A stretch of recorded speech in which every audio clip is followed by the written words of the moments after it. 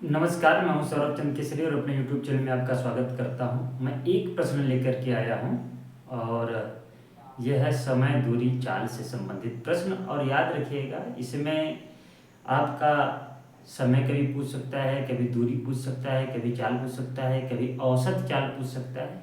इसी पर आधारित प्रश्न आते हैं। तो इस चैप्टर को पढ़ते समय बस एक बात का ध्यान रखिएगा। आप हमेशा यह बात पढ़े हैं कि चाल बराबर दूरी बटे समय, ठीक है ना। यह चीज पढ़े हैं। इसी से तीन फार्मूला पढ़ लेते हैं कि समय बराबर, मतलब मैं टी लिखता हूँ, टाइम, चाल स्पीड गुणे डिस्टेंस दूरी, ठीक है ना। ये कितना है हमारे, ये एस है, ये टी है और ये डी, ठीक है मेरे भाई। और दूरी का ये हो गया। तो अब जब समय करेंगे तो टाइम इक्वल टू, आप क्या पढ़ते हैं, डिस्टेंस अपॉन स्पीड, मतलब दूरी बटे चाल। तो इसमें यह बात हमको याद रखनी है कि तीन बातें अगर याद रखनी है कि हमेशा ऐसा सवाल रहेगा कि उसमें दूरी समान होगी, कभी ऐसा रहेगा कि समय समान होगा, कभी ऐसा रहेगा कि चाल समान होगा, ठीक है ना।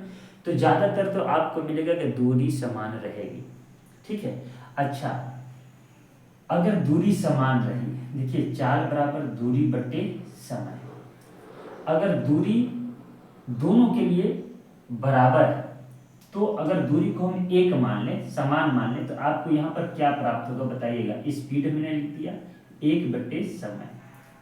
मतलब अगर दूरी समान है तो चाल और समय में उल्टा का अनुपात होता है, ठीक है।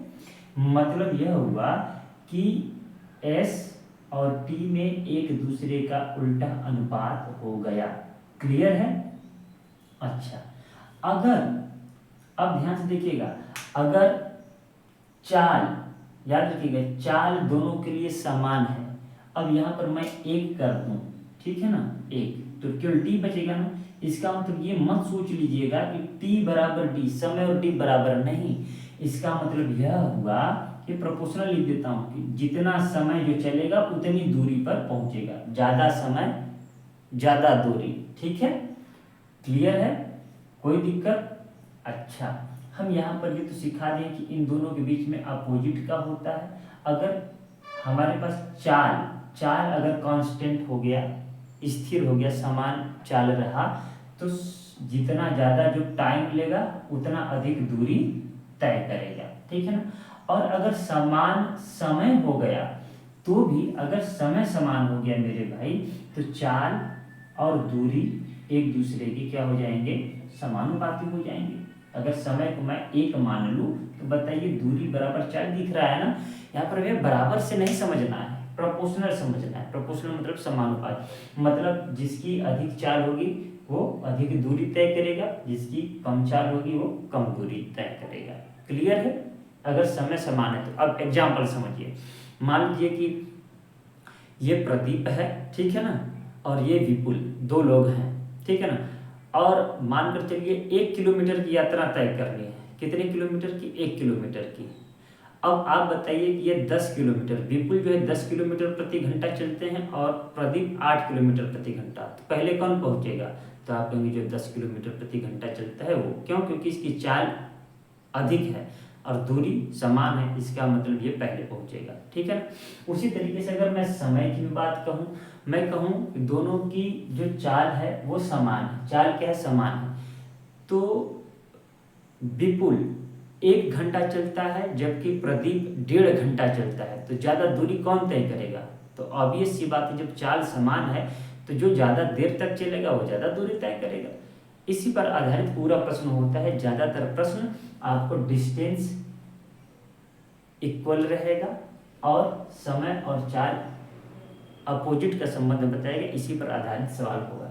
हम लोग इक्वेशन नहीं बनाएंगे, हम लोग सीधे प्रश्नों को हल करेंगे। ये सवाल दिया है कि एक ट्रेन 48 किलोमीटर प्रति घंटा की चाल से 10 घंटे में यात्रा पूरी करता है, ठीक है ना, 10 घंटे में, ठीक है मेरे भाई।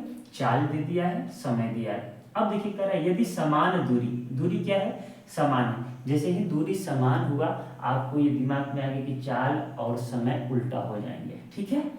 तो दूरी 8 घंटे में तय करना हो, कह रहा है यदि समान दूरी 8 घंटे में तय करना हो तो चाल क्या होगा। अब आप बताइए कि 48 किमी घंटा के हिसाब से चलता है तो 10 घंटा लगता है, लेकिन अब 10 घंटा के बजाय सोच रहे हैं कि 8 ही घंटा लगे, तो इसका मतलब चाल बढ़ाना पड़ेगा ना, 48 से तो ज़्यादा स्पीड होना चाहिए, है कि नहीं। तो ये तो ऐसे ही आंसर नहीं होगा, है कि नहीं।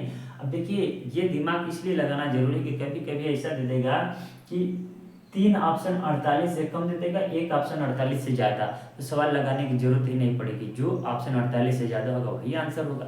लेकिन यहाँ तो जो है 3 ऑप्शन 48 से ज़्यादा दिया है, इसलिए हमें लगाना पड़ेगा।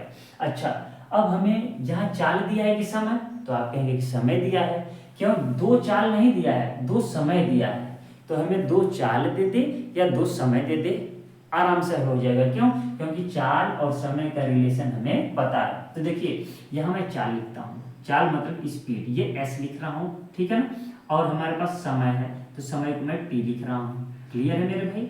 अच्छा, चाल हमें पता है क्या, कहेंगे सर पता नहीं है, ठीक है, लेकिन हमें समय पता है, समय को क्या लिखता हूँ, पहले 10 घंटा में, अब 8 घंटा में जाना चाहता है।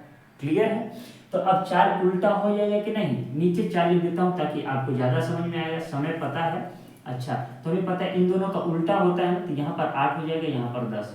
ये क्यों लिख दिया, मैंने कहा कि समय और चाल में उल्टा का संबंध होता है। तो समय दिया है 10 घंटा से 8 घंटा में पहुंचना चाहता है, तो इसका मतलब पहले चाल 8 थी तो अब कितना हो गई 10, मैंने बढ़ा दिया। बात समझ में आया। अब देखिए पहली की चाल कितनी है मेरे भाई, 48 दिया है, सवाल में पढ़िए चाल कितना दिया है 48, और यहाँ पर चाल कितना हमने निकाला तो 8, 8 गुणे 6, 6 गुना है ना, 8 6 के 48, तो 6 गुना ये भी होगा मेरे भाई, तो 10 6 के 60 किमी पर घंटा। Option number D is right answer. क्या ये समझ में आया, सवाल कैसे लगा। मैंने कहा कि आपके पास 2 क्या है, समय दिया है, एक चाल दिया है, तो हम समय का अनुपात इसलिए ले लिए पहले क्योंकि हमें दूरी समान है, और दूरी समान होने पर मुझे यह पता है कि चाल और समय दोनों में विपरीत का संबंध होता है। तो मैंने पहले 10 लिखा फिर 8 लिखा। देखिए आप इसको छोटा कर सकते हैं, जैसे 5:4 का हो गया, मैंने इसलिए नहीं कट किया क्योंकि ये 48 8 से आराम से कट जा रहा था, ठीक है ना। तो अब चाल क्या हो जाएगा उल्टा, 8 से 10। क्लियर है, पहले 8 था तो 10 घंटा लग रहा था, अब 8 घंटा लगाने के लिए 10 की स्पीड से चलना पड़ेगा।